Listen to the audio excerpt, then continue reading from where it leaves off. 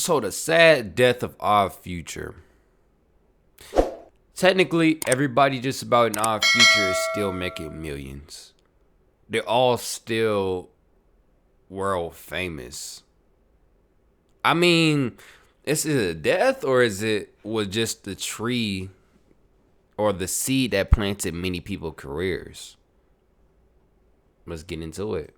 Think about the roots of internet rap. It's difficult to do that without thinking about how the hip hop crew Odd Future really optimized that lane through their loud, free form, out of sync production, and really personalities.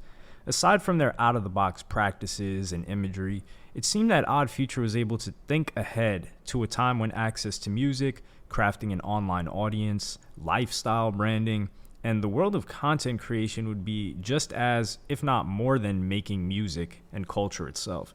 In addition to their creative efforts, Odd Future poured their energy into all kinds of DIY entrepreneurial efforts, including clothing, pop-up shops for merch, stickers, and even television shows to feed their audience's appetite for their artistry.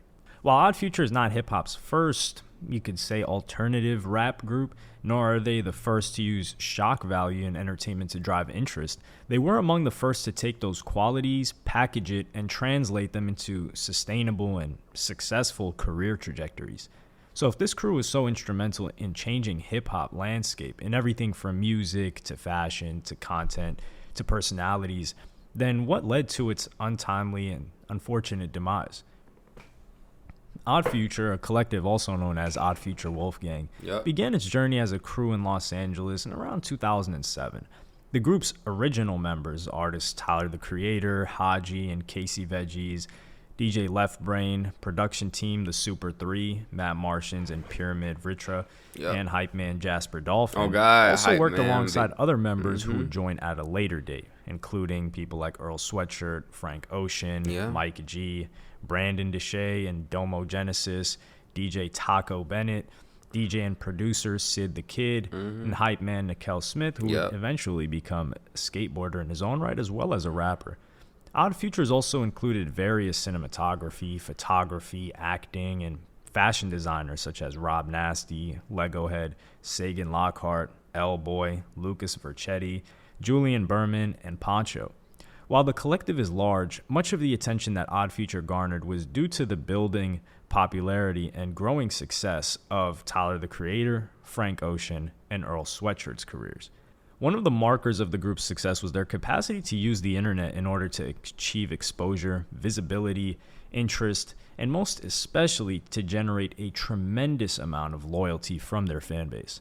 Many agree that it was this kind of approach to building a fan base that ultimately allowed the group to break through a number of obstacles and achieve mainstream fame.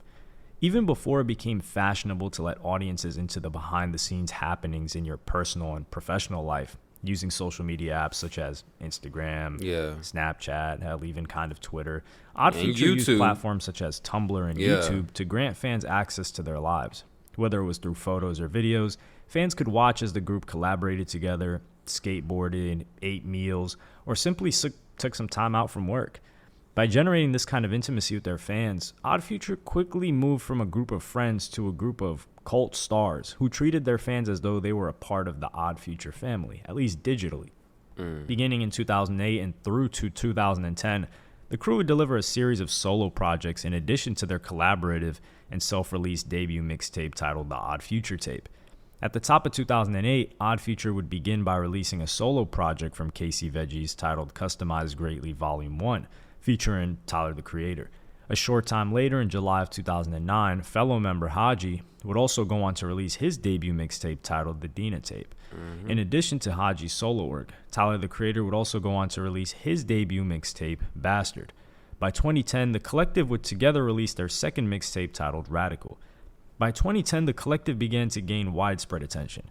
In November of 2010, Odd Future would complete a two-stop tour, first in London, then in New York City. The crew became well known for concerts that shared common ground with punk rock performances. Case in point, alongside the music, audiences could find the collective stage diving and moshing to excite the crowd. In addition to the release of their 2012 debut studio album, The Odd Future Tape Volume 2, Fans also tuned in for Odd Future's Adult Swim comedy skit show called Loiter Squad, and the development of their clothing line. Funny as the collective continued to grow with the addition of Chicago-based rapper Brandon Deshay, Los Angeles rapper and songwriter Domo Genesis, Earl Sweatshirt, and LA singer-songwriter. Technically Louisiana, but he got popular in LA, so I got it. I understand.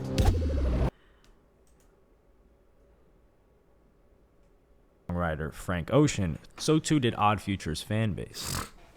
Rapper and record producer Tyler the Creator is perhaps Odd Future's most well-known contributor. After co-founding alternative hip-hop collective Odd Future, he and groupmates Haji, Left Brain, and Casey Veggies would release their first mixtape in 2008.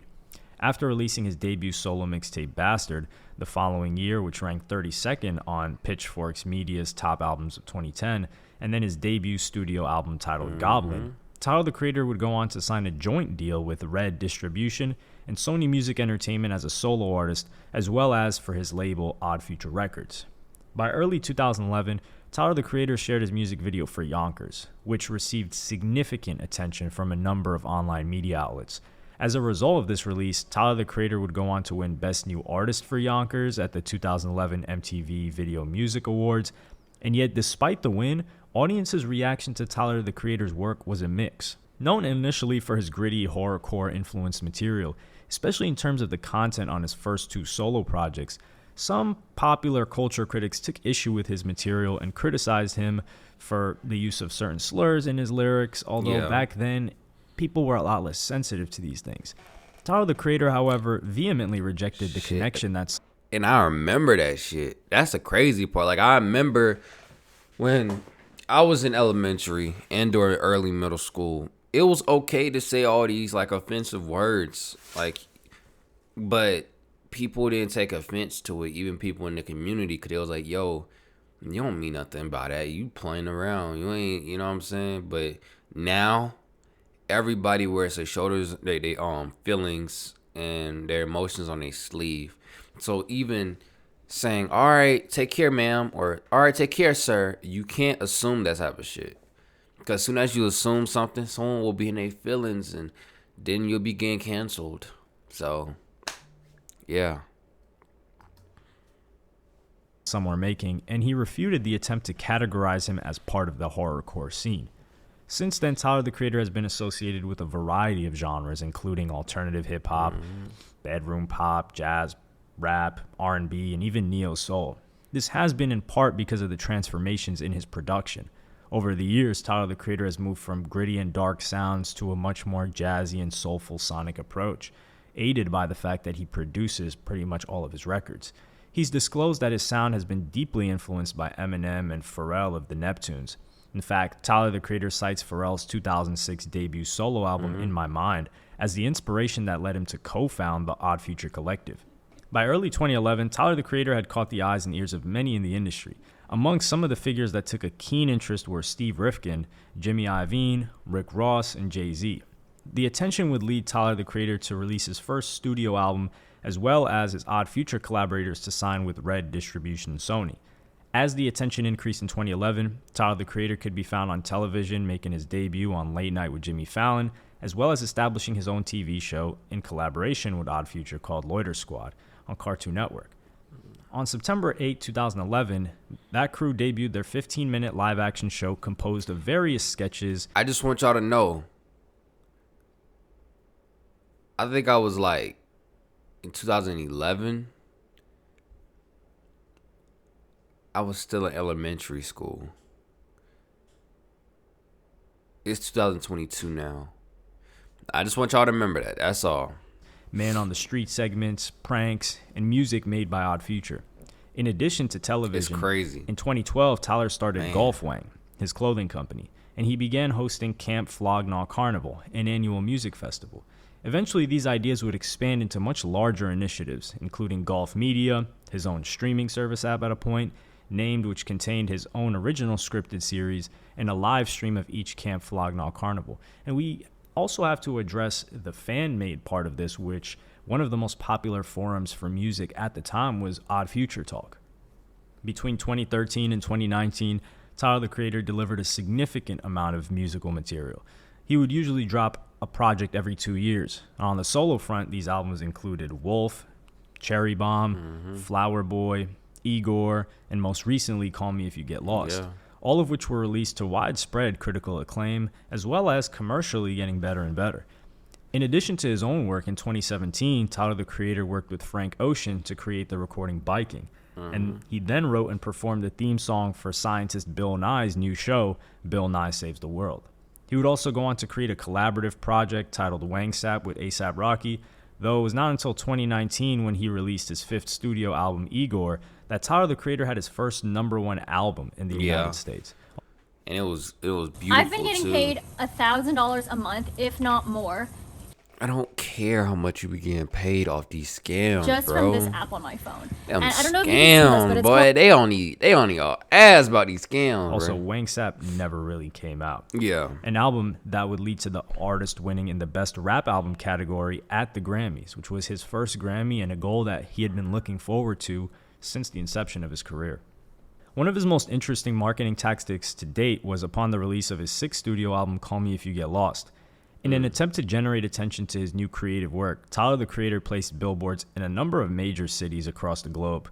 The billboards contained a phone number that audiences could call and listen to a recorded conversation between the artist and his mother. Audiences soon learned that the recording was also included in the album as the recording Mama Talk. The album, which debuted at #1 on the US Billboard 200, would go on to receive widespread critical acclaim and ultimately become the rapper's second #1 album in the United States. When Tyler, the Creator, invited Earl Sweatshirt to join Odd Future, he was originally known by the stage name Sly Tendencies. As his rap career progressed, he would go on to change in 2009 to Earl Sweatshirt, and he would then go on to develop his career as a rapper, songwriter, and record producer. Earl was initially discovered by fellow rapper Tyler, the Creator, who found him while visiting his MySpace account, where he admitted that he was a big fan of his work. Earl would initially gain acclaim and recognition at the age of 16 following the release of his 2010 debut mixtape Earl, which was produced by Tyler, the Creator. The album would gain so much attention that Complex Magazine would name it its 24th best album of 2010. However, despite his newfound fame, shortly after he released his first piece of artwork, his mother decided to send him to a boarding school, Coral Reef Academy, a therapeutic retreat school for at-risk boys outside of the Samoan capital of Apia, for getting into trouble with friends. Despite the support of fans, reports increasingly began to stir that Earl had stopped making music with Odd Future, all of which was supported by posts that Tyler, the Creator, had made on Twitter and Formspring platforms. According to Tyler, the reason for Earl's decision to stop working with the collective was because his mother refused to grant permission to release any of Earl's music while he was at Coral Reef Academy. Earl was expected to earn back his privileges as well as the ability to return home. And even while he could not make music with Odd Future, reports indicate that he wrote rhymes that would eventually form as part of his only contribution to Odd Future's mixtape, The Odd Future Tape Volume 2. Earl would eventually return to Los Angeles after a 2-year absence in 2012. Fans were alerted to his return after rumors spread and a video surfaced on YouTube that included a preview of a new song. In the video, fans were told that if they wanted the full thing, they would have to give him 50,000 followers on Twitter. Upon his return in February of 2012, Earl decided to rejoin the collective Odd Future, where he began producing new music. This return would ultimately lead to the release of his debut studio album titled Doris in 2013. In their review of the album, Pitchfork was noted as writing, "Doris gets as much of its jollies from settling into the dark, forbidding soundscapes as it does from unexpectedly ripping us up out of them. Without the noirish serial killer stories of earlier work to fall back on, Earl has discovered new ways to shock and disorient the listener." His second album, I Don't Like Shit, I Don't Go Outside, would follow 2 years later, and then Earl would release his third album titled beautiful. Some Rap I love Songs, that album. 3 years Doris after was that. cool. You know, it was In very addition to deep. working alongside Tyler, the Creator, Earl Sweatshirt was featured in work alongside different artists like Frank Ocean, Domo Genesis of Odd Future, The Alchemist, It's crazy how they're not Vince talking about Staples, okay, who he's all right. been collaborating with since his first mixtape, all right. Action Bronson, and many others. By I was about to September say. 2013, Complex had named Earl the 10th best producer in hip-hop, and critics showered him with praise. Case in point, his project Doris debuted at #5 on the Billboard 200, and it earned a perfect score in both The Guardian and the Los Angeles Times for its rhyme schemes, lyrics, and the gritty underground production. Frank Ocean. After Tyler, the Creator, one of the members who's perhaps just as visible, if not more, and well-liked is Christopher Bro. also known professionally as Frank Ocean. The singer, songwriter, and rapper was loved by many of his fans for his idiosyncratic music style, introspective songwriting, and his incredibly wide vocal range. Beginning his music career as a ghostwriter, Frank Ocean would eventually go on to join Odd Future in 2010 and then release his critically acclaimed debut mixtape, Nostalgia, in 2011. This success would eventually lead to the performer securing a recording contract with Def Jam Records. This trajectory would inevitably lead to the success of the widely popular debut album Channel Orange in 2012, which won Best Urban Contemporary Album at the 2013 Grammy Awards. Despite his relatively quick rise to acclaim and visibility, Frank Ocean would then decide to take a 4-year hiatus from the public eye, and it would not be until 2016 when Frank Ocean would return with the release of his visual project Endless. Many argue that Frank Ocean's return in 2016 was only intended to fulfill contractual obligations with his label Def Jam. Shortly thereafter, that is only a day later, the artist would go on to self-release his highly anticipated second album, Blonde. The album debuted at number 1 on the Billboard 200 and was certified platinum since. Beginning in 2006, Frank Ocean began establishing himself as a songwriter under the name Lonnie Bro. After getting a songwriting deal, he would start generating artistic materials for Justin Bieber, Beyonce, John Legend, and Brandy. Frank Ocean was writing so much for people that he was on record stating, "There was a point when I was composing for other people, and it might have been comfy to continue to do that and enjoy that income stream and the anonymity. But that's not why I moved away from school and away from family." By the time he had joined the collective Odd Future in 2009, Frank Ocean would go on to adopt the artistic name of Frank Ocean. Once he was part of the collective and working alongside Tyler, the Creator, Frank Ocean's songwriting was reinvigorated. This would Say hello to Webflow, the world's most powerful all-in-one Y'all go follow design my platform. website. Experience the Go to flexibility of HTML. tario.com. Go ahead. Boom. This would ultimately lead to him meeting Tricky Stewart in 2009, who would then help him sign a writing contract with Def Jam Records. While working with the label, Frank Ocean would put out a series of materials that would lead to a number of outlets writing highly favorable reviews of his work. For instance, NPR noted that Ocean's songwriting is smart and subtle, setting him apart from the pack, while Rolling Stone would say that he was a gifted avant R&B smoothie. Whatever the hell that means. As he came to greater fame and visibility, Frank Ocean worked collaboratively with many of the most notable popular culture members and began expanding his sound. In addition to Tyler, the Creator, and members of Odd Future, prior to the release of his debut studio album in 2012, he also worked with Kanye West and Jay-Z on their joint Watch the Throne and Bridget Kelly. By 2012, Frank Ocean's first studio album, Channel Orange, demonstrated that the artist was working with a dense musical fusion of various sounds that included jazz, soul, and R&B, funk, and even electronic music. The only featured female artist in Odd Future, Sydney Lauren Bennett, known professionally as Syd, formerly Sid the Kid, first joined Odd Future and then later founded her own band, The Internet, in 2011. First making music while she was still living with her parents, Syd would work in a supportive capacity in much of her career until 2017, when she released her first debut solo single, All About Me, and debut solo album, Fiend. In addition to working with Odd Future, Syd would also work with other international artists, including Korean R&B artist Dean in his music video for Love, Lil Uzi Vert's second studio album, Eternal, a take on his song Urgency, and When Love's Around, and even on pop artist Zayn Malik's third album, Nobody's Listening. In a 2017 XXL article, when asked about the rise and fall of Odd Future and her eventual departure from the group in 2016, Syd stated that she always believed what they were doing was special and important and historic, though it was touring that tore the collective apart. She went on to state, "Stuff got out of hand when we started touring. Most of us never had money and had never been on tour, and it was a lot to take in. We were kids, still are." In an earlier interview in 2016 with the New York Times, Syd admitted that she felt lonely in the group. She stated, "I couldn't talk to any of them about it. We weren't all that close, and they never seemed to want to hear it." And finally, when she did decide to leave, she claimed that the collective was not about her departure because they felt they lost their get-out-of-jail-free card. They weren't happy about it. It's easy to say they aren't homophobic because Syd is there. In addition to the more well-known artists in the group, Odd Future featured Dominique Marquise Cole, also known as Domo Genesis. After joining the collective in mid-2009, Domo Genesis would release a series of mixtapes, including Under the Influence in 2011, provide features on the albums of the other artists, and make television appearances on Odd Future's Loiter Squad as Young Gunshot. By 2016, Domo would go on to release the lead single Dapper, featuring Anderson .Paak, to his debut solo album. I just want y'all to know, Sid has a brother. And everybody knows the brother. Y'all let me know who the brother is in the comments below. Genesis, and would then embark on a tour in support of its release. Since the group disbanded, Domo Genesis has independently released a mixtape titled Aren't You Glad You're You on SoundCloud, which was executive produced by rapper Evidence, and in 2021, Domo Genesis was featured on Tyler, the Creator's sixth album, Call Me If You Get Lost. The collaboration marked the first time the Odd Future members had worked with one another on a song since the collective had disbanded. Casey Veggies.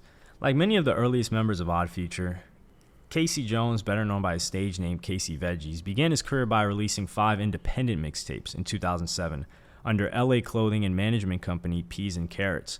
As a founding member of Odd Future, he also appeared on the collective's first joint project, The Odd Future Tape. After contributing to this project, Casey would branch out on his own. In an interview with Respect magazine, Casey responded to questions about departing from Odd Future. It's hard to explain, really, but I just had more of a different vision for my own rap career. I wanted to do my own thing. Once Casey was off on his own, he could be found working alongside, whether on record or tour, with artists like YG, Mac Miller, Wiz Khalifa, and many more. In addition to other artists, Casey would also occasionally work with fellow Odd Future members Tyler, the Creator, Haji Beats, and Domo Genesis. Yep. By 2013, Casey would sign a record deal with VIC and Epic Records. Then there's the death of Odd Future. By mid-2015, many news outlets were questioning whether Odd Future was still a unit. Many reporters noted that Tyler, the Creator, and Earl Sweatshirt had not recorded any music as a duo since 2013, and it had been nearly a year since Frank Ocean had parted ways from Odd Future managers Christian and Kelly Clancy, which some merely attributed to his reclusive nature. Unlike other hip-hop breakups, Odd Future's story was not smeared with major beef and animosity between members, shady money dealings, or members being pitted against one another over media scandals. Instead, it appeared that the members were straying further and further away from one another, a distance that some attributed simply to young adults being busily involved with their own lives and interests, and ultimately growing apart as a result of a difference in personality. This sentiment was perhaps most evident in a Fader cover story where Tyler, commenting on Frank Ocean's departure from the group, said he could care less about the spotlight type stuff, which is cool. I wish I had taken his route and just disappeared from social media for the past year. I got too much stuff going on, but that would be so tight. In some instances, reporters argue that one of the reasons the group didn't last was because this collective of quote-unquote misfits, as they called them, did not fit well into the conventional concept of a rap group. In many ways, the group was understood more so as kind of punk rock within hip-hop. They'll be united with the audience based on a shared sense of angst, exclusion from what was mainstream initially, and a desire to rage against the status quo conventions. Others suggested that when Odd Future's crew member Earl Sweatshirt was taken away and sent to complete his reformative sentence at Coral Reef Academy, it shook the group. Reports suggested that they had felt... Hand me that hex key. Child, what that is? Okay. All right. that they had felt as though they had lost a family member. Although he returned 2 years later, the group may have been reunited in physical form, but they were increasingly drifting apart, especially the more well-known the Odd Future Collective got, and fans gravitated more strongly to some members over others. But it happened. For many fans, Tyler was the star and representative of Odd Future. Reports suggest that the first sign of animosity brewing between group members was when Haji called Tyler, the Creator, out at the 4th annual Camp Flognaw Carnival, labeling Tyler a fraud who turned his back on members of the crew for no apparent reason. However, reports indicated that the tensions which appeared publicly on the annual Camp Flognaw stage had also been stirring for months and had led to a breakdown in the functionality of the collective. Tyler, the Creator's star was getting bigger, and in some cases, he had become an obstacle for other members to overcome, and as a result, many in Odd Future found it difficult to live in his shadow. For Earl, a member who was absent for a significant portion of the collective's rise to fame, it may have been difficult for him to adapt to Tyler's celebrity star, in part because he has less time to get used to the idea upon his return. Other reports indicated that once Earl returned to LA from his reformative sentence, he had changed his mind about the use of music that portrayed murder and many other dark concepts. Many attribute this transformation to his recent work with survivors while in Samoa. Stumbling over his words while conducting an interview, Earl Sweatshirt stated, you can't evade, there's no defense if you have any ounce of humanity. As a result of his recent experiences, both Tyler and Earl increasingly had differing opinions on the use of violent subject matter. While Odd Future fans expected Earl to jump back into his work with the collective immediately, the artist instead decided to sign his own record deal and establish his own imprint. Upon learning the news of Earl's return, Tyler's messages on Twitter indicated that he had mixed emotions about Earl's uneasy transition back into the collective. In his tweets, Tyler stated, "I've never been excited and angry at the same time until today. That's a messed feeling. Everyone wants me to tweet something right now. F everything else. I just want to go skate and talk about the past year. F the music and the public. This stuff sucks. Y'all have no idea." Tyler publicly accepted that he and Earl grew apart and had changed in their individual lives. Then, by May of 2015, the group officially announced that they had terminated their relationship. News of the breakup came as a result of a set of tweets on Tyler, the Creator's account. In the tweets, Tyler suggested that Odd Future was over. Fans began to connect the dots. Many argue that despite news of the collective's breakup, the positive news was that it might lead to albums from other members, including Mike G and the Internet. Yeah. With the massive success of Tyler, the Creator, Earl Sweatshirt, and Frank Ocean, Odd Future continued to have a bright future as individuals, whereas Earl Sweatshirt kind of faded back towards more of an underground sound in terms of commercial success. Frank Ocean really hasn't done music in many years, and Tyler, the Creator, continued to go on to potentially really be a superstar that everyone always expected him to be. But let me know what y'all think in the comments. Man, look, bruh. Be honest with you. A lot of people up in there making millions. Sorry at the stretch. Okay. A lot of the people there making millions, right? The thing is, right? The big thing is the fact that you're offended because someone else become, you know what I'm saying? Oh, he's becoming a star. Well, my personal opinion is this. Why didn't you bust your ass even harder then? Because I would be damned if I was in that group and Tyler Creator became the star and I didn't. I'd be damned. I at least get the Earl Sweatshirt Frank Ocean status at least. That's the bare minimum. But if you gonna be like all the way on the bottom, you feel like you someone's shadow, you was like mad and your feelings about it, fuck that. You stay that shadow and you just work on your shit every day. You keep dropping albums. You keep doing music videos. You keep doing, festivals and shit. You tell Tyler, no, let me go out first. You know what I'm saying? You take the initiative. If you was trying to do that, I understand. I don't know the back end of it. I'm just saying from like this point of view, that makes sense. But with that being said, I hope y'all enjoyed the video. And let me know what y'all think about Odd Future, the death of Odd Future. Y'all think they're still alive? Do you think one day they may drop an album again?